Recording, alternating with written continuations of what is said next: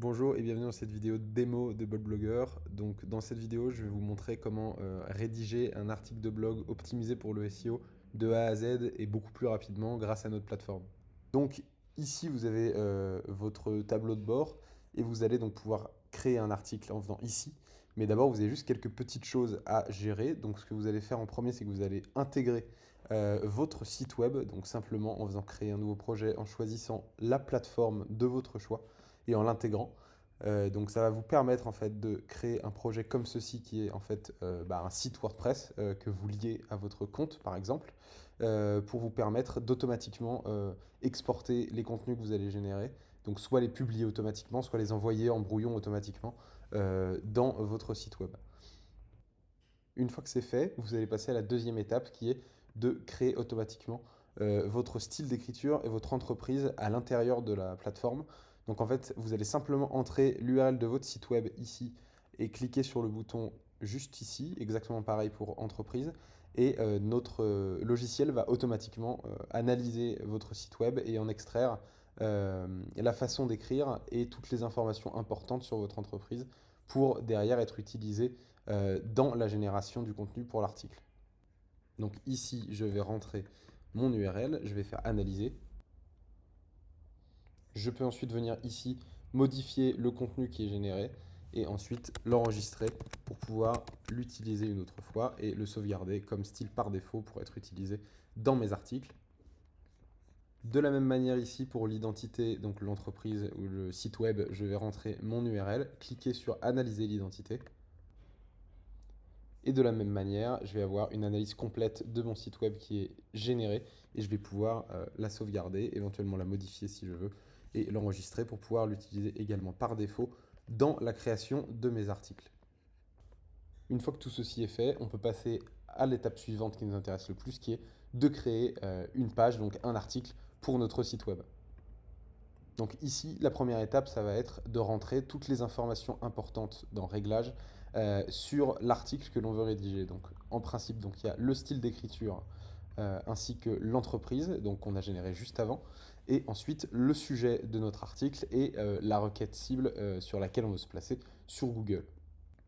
Donc voilà, j'ai rentré mes deux informations importantes, donc mon sujet d'article, donc ici un guide complet sur comment créer un article de blog SEO et quelques précisions, et ici ma requête cible Google, donc que j'ai rentré telle quelle dans cette zone.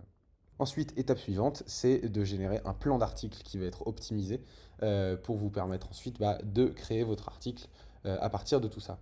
Donc ce que vous allez faire, c'est que d'abord, vous allez choisir le nombre de mots approximatifs que vous voulez dans votre article. Et ensuite, vous allez pouvoir choisir le nombre de parties, si vous le voulez, choisi par défaut et créé par défaut dans le plan. Donc je vais faire ici, et je vais choisir par exemple, on va dire, cette grande partie, profondeur de partie, ça va être tout simplement, si vous voulez que les plus petites balises soient maximum des H3, des H4, etc. Moi par exemple, je vais mettre ça ici, je vais rajouter un peu plus de mots, et je vais faire générer un plan. Et donc vous allez voir que le plan se génère automatiquement, et vous allez pouvoir à la fin observer que votre plan est généré. Vous pouvez, si vous le souhaitez, générer un nouveau plan, comme ceci, et ça va vous proposer donc un second plan ici pour que vous puissiez comparer et choisir celui qui vous semble le plus approprié à ce que vous voulez rédiger. Donc une fois que vous avez choisi votre plan et qui vous plaît, vous pouvez cliquer sur commencer avec ce plan pour initialiser l'éditeur avec le plan. Une fois que tout ça c'est fait, on peut d'abord faire les petits éléments mineurs, comme par exemple générer une idée de slug d'URL. Donc ici mon URL est automatiquement l'URL du site web que j'ai intégré tout à l'heure, car c'est le site web que j'ai choisi. Et ici, je vais donc générer des idées de slug d'URL. Et donc je vais par exemple prendre ceci et sauvegarder comme ceci. Ensuite, je peux continuer en générant un titre H1 ici. Donc de la même manière, je vais cliquer sur générer et je vais avoir différentes options qui vont s'afficher. Donc là encore, je peux choisir les options ou je peux tout simplement générer des idées supplémentaires en cliquant à nouveau. Et là, vous allez voir que vous avez plus de solutions. Donc par exemple, je vais prendre celui-là et je vais sauvegarder. Une fois que tout cela est fait, vous pouvez démarrer et commencer à rédiger votre article. Donc vous avez ici le champ assez libre, c'est-à-dire que vous pouvez rédiger ce que vous voulez, faire re-rédiger par l'éditeur, Vous pouvez aussi tout simplement lui demander de rédiger les différentes parties. Donc par exemple déjà ici l'introduction, en choisissant donc la longueur d'introduction que vous voulez. Donc par exemple moi je vais en prendre une courte.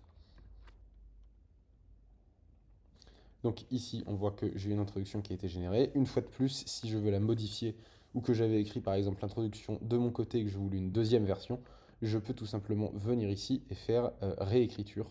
Et donc de la même manière, ça va m'écrire une deuxième introduction et je peux choisir entre les deux celle que je préfère. Ensuite, de la même manière, on va pouvoir faire de la génération automatique pour les différentes parties et pour la conclusion. Pour la conclusion, ce sera un peu particulier. Vous avez la possibilité d'entrer là un article de transition que vous souhaitez pour qu'automatiquement la conclusion soit faite vers un de vos articles et qu'un lien interne soit ajouté.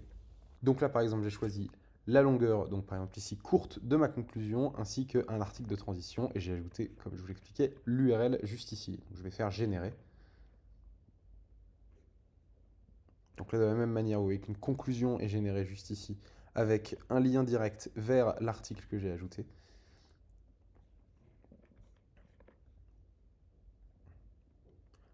De la même manière, je vais pouvoir générer les parties indépendamment.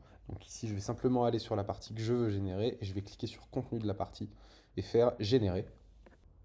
Vous allez voir que de la même manière, donc tout le contenu de sa partie est généré automatiquement avec un contenu qui est dynamique, donc avec des listes à puces, des listes, parfois même des citations, etc. Donc une fois que vous avez fait ceci, vous pouvez ensuite le réitérer sur chaque différente partie. S'il y a une partie que vous voulez re-rédiger, que ce soit une grande partie ou une sous-partie, vous allez tout simplement pouvoir venir par exemple ici, faire contenu de la partie réécriture et vous pouvez faire générer la partie.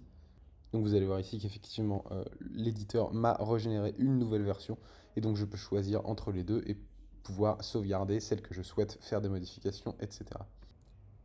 Une fois que vos modifications sont effectuées, bien entendu, pour sauvegarder votre contenu directement ici, vous pouvez appuyer sur sauvegarder et vous verrez que votre contenu est bien entendu toujours sauvegardé et à jour ici. Vous pouvez revenir le modifier. Ensuite, une fois que vous avez généré toutes vos parties, vous pouvez ensuite passer à la dernière partie qui est de générer vos métadonnées juste ici. Donc générer ici par exemple des idées de métatitres. On va prendre par exemple celui-là et des idées de la même manière de métadescription.